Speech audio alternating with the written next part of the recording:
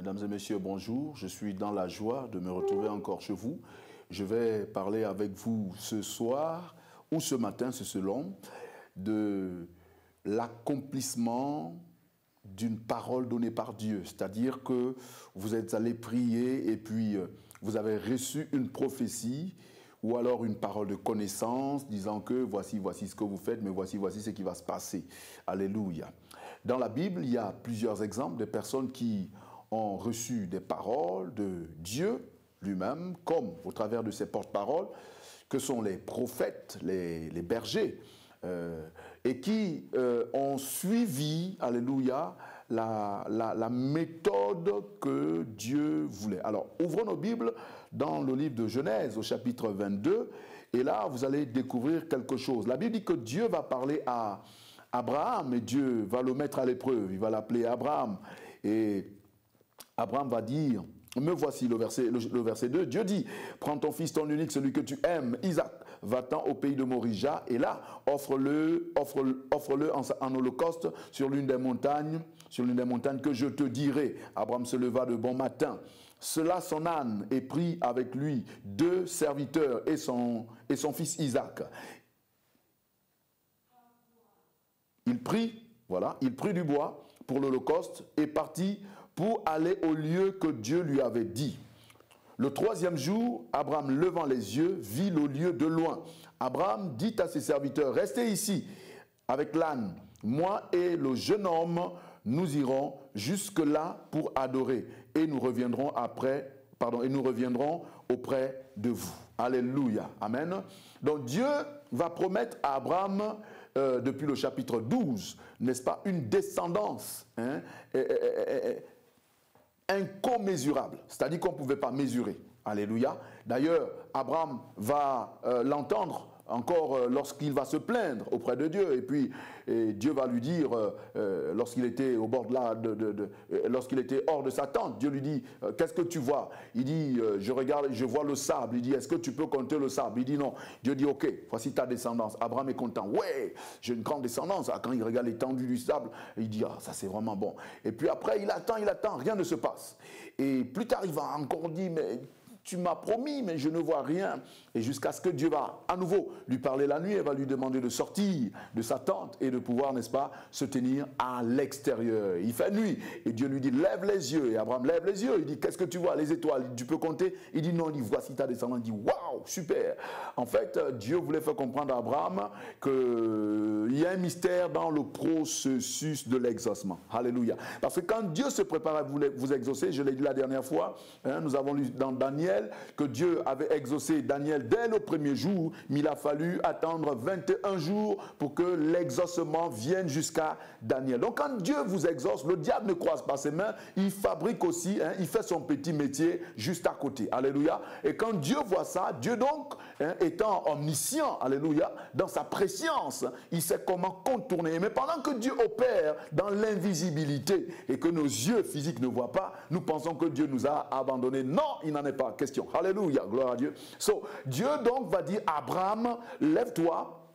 Ok, lève les yeux. Il lève les yeux, c'est les étoiles. Qu'est-ce qui s'est-il passé? En fait, lorsque Dieu a promis à Abraham, lorsque Dieu lui a fait la promesse d'une descendance qu'on ne pouvait pas compter, eh bien, Abraham, dans un premier temps, n'a pas compris ce qui se passait. Lorsqu'il a regardé le sable, il était content, mais Dieu a vu que ce n'était pas bon. Pourquoi? Je vais vous expliquer. Parce que le sable, on marche sur le sable, on piétine le sable. Quand on crache, c'est sur le sable que ça tombe, ou quand on balance quelque chose, ça tombe sur le sable.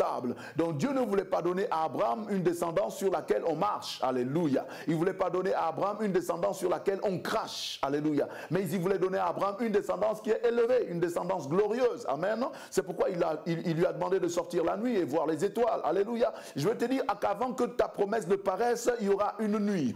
Il y aura une nuit et quand la nuit tombe, tu as l'impression que Dieu t'a abandonné. Non, c'est dans la nuit que Dieu prépare la glorieuse promesse qu'il a prévue pour toi. Alléluia. Oh, tu Tu dois refuser cette descendance sur laquelle on marche. Tu dois refuser cette descendance sur laquelle on crache. Pour que Dieu te donne la descendance élevée, il faut que tu refuses la première. La première descendance, c'était Ismaël. Oh, le deuxième, c'est Isaac. Vous comprenez maintenant? Isaac, c'est celui qui était dans les cieux, celui qui était élevé. Mais Ismaël, c'est celui qui était en bas. Alléluia. Donc, Dieu va parler à Abraham et il va dire, va sur le mont de Morija. Va à Morija. En fait, Morija, ici, c'est une zone montagneuse, comme les plateaux, les hauts plateaux, les plateaux Batéké, lorsqu'on est au Gabon. Alléluia. Lorsque vous allez dans cette zone, il n'y a que des... C'est haut et monter, c'est difficile. Donc, Abraham s'y rend et il fait 3 jours pour détecter, pour reconnaître la montagne en question. Alors, vous devez comprendre que c'est bizarre qu'Abraham fasse 3 jours, alors qu'Abraham connaissait la région. Il avait l'habitude d'offrir à Dieu les sacrifices. Regardez, quand Dieu vous exauce, la méthode de Dieu, le processus de Dieu, comment est-ce que ça s'opère? Voici la démarche. Dieu peut vous résister, ou Dieu peut tarder, ou Dieu peut, en fait, hésiter si vous ne respectez pas sa démarche.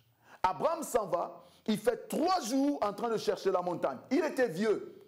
Et les serviteurs avaient l'expérience puisqu'ils marchaient souvent avec Abraham. Et donc, ils ont certainement vu que comme le maître ne se retrouvait pas, vu le poids de son âge, ils ont voulu prendre le relais. Vous savez une chose, les choses traînent généralement parce que vous êtes avec les gens qu'il ne faut pas être.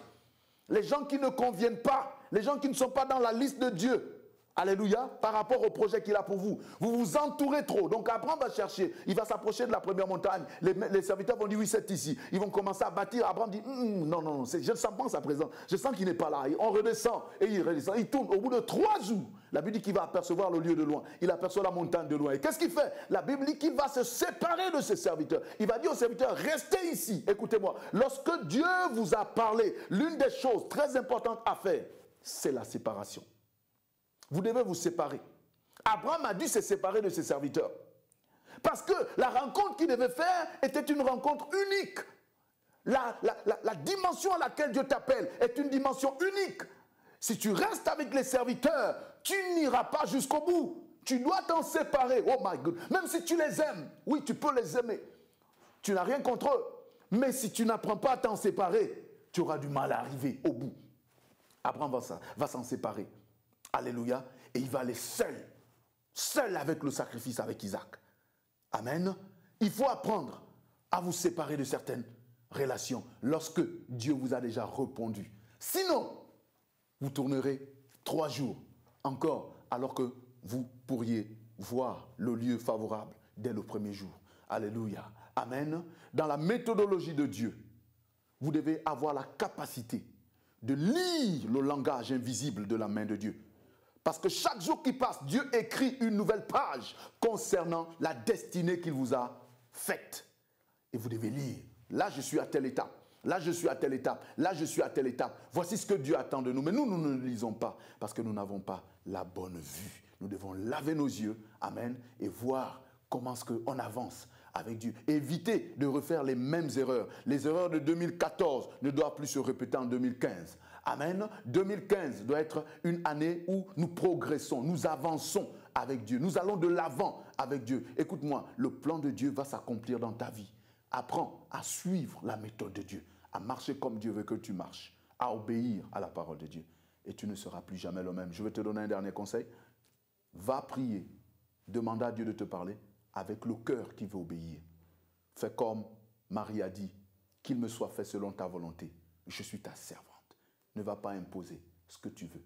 Parce que dans ce que tu veux, il peut avoir un poison, il peut avoir un piège. Mais la volonté de Dieu, elle est parfaite. Apprenons à dire à Dieu, non pas ce que je veux, mais ta volonté. Alléluia.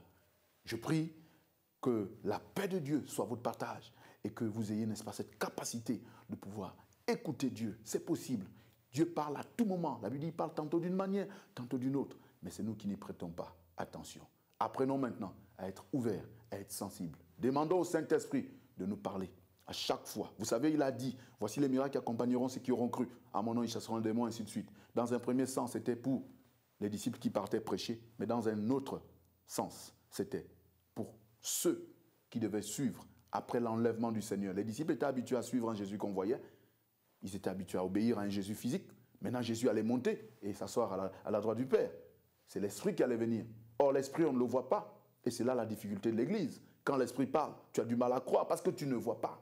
Tu ne vois pas. Mais c'est pourquoi Jésus a dit, voici les miracles qui accompagneront ceux qui auront cru. Si tu crois, quand l'Esprit te parle, tu feras les miracles. Si tu ne crois pas, c'est pourquoi certains disent, j'entends une voix qui me dit ceci, j'entends une autre qui me dit cela.